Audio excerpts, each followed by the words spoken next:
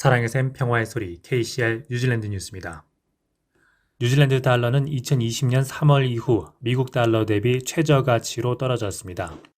현지 키위들에게 나쁜 소식은 소비자 물가 인플레이션이 하락하는 데 더 오래 걸릴 것이라는 점입니다.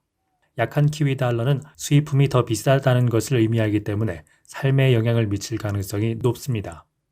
ASB 수석 이코노미스트 마크 스미스는 인플레이션율이 천천히 떨어질 것으로 예상하지만 뉴질랜드 달러가 낮게 유지되는 기간이 길수록 인플레이션율이 하락하는 데 걸리는 시간은 더 느려질 것이라고 말했습니다. 6개월 전 뉴질랜드 달러는 US 68.9센트에서 지금은 18% 하락한 56.6센트입니다. 뉴질랜드 중앙은행이 집계한 수치에 따르면 첫 주택 구매자들은 지난달 선지급된 주택담보대출 모기지금액의 20.8%를 가져갔습니다. 이는 2013년 이 데이터가 집계되기 시작한 이후 가장 높은 비율입니다.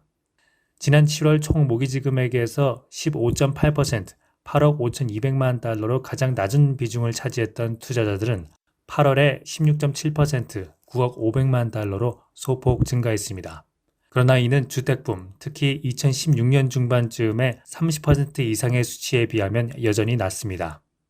중앙은행에 따르면 모든 차용자 유형에 대한 신규 모기지 약정액의 평균 가치는 3개월 연속 하락해 지난 7월 37만 9,061달러에서 8월에 35만 8,263달러로 5.5% 하락했습니다.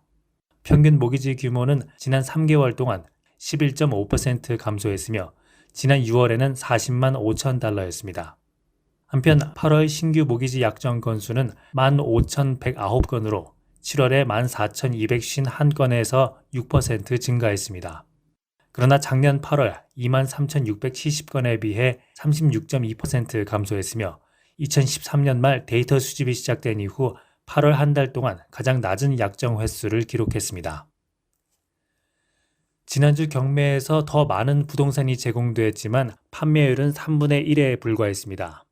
인터레스트.co.nz 웹사이트에서는 지난주 전국에서 193개의 주거용 부동산 경매를 모니터링했으며 이는 전주 133개에서 증가한 수치입니다.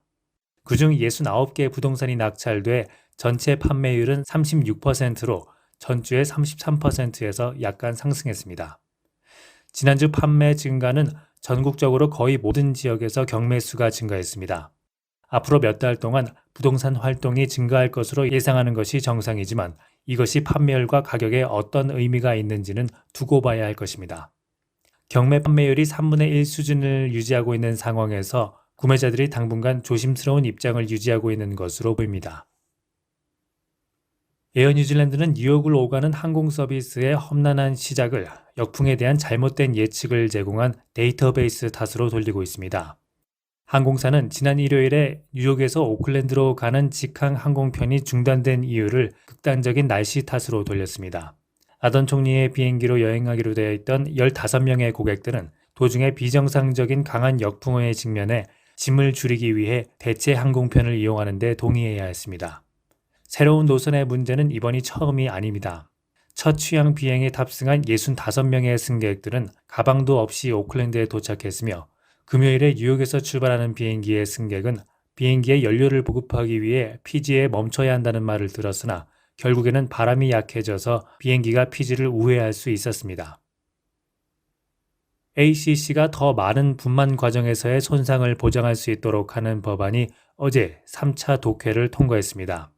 ACC가 보장하는 새로운 부상에는 눈물, 골절, 탈구 및 자궁 파열 등이 포함됩니다. 이 법안은 10월 1일부터 적용되며 2만 8천여 명의 출산 부모에게 지원될 것으로 예상됩니다. 그러나 녹색당이 요청한 대로 소급 적용되지 않으며 과거에 이러한 부상을 입은 사람들은 보험을 청구할 수 없습니다. ACC 장관 카멜 세필로니는 출산하는 사람들의 70% 이상이 분만 중 부상을 입을 수 있다고 밝혔습니다. 뉴질랜드 내 학교에서 학생들 간의 괴롭힘 문제가 심각해 이를 방지하기 위한 프로그램을 의무화해야 한다는 목소리가 커지고 있습니다.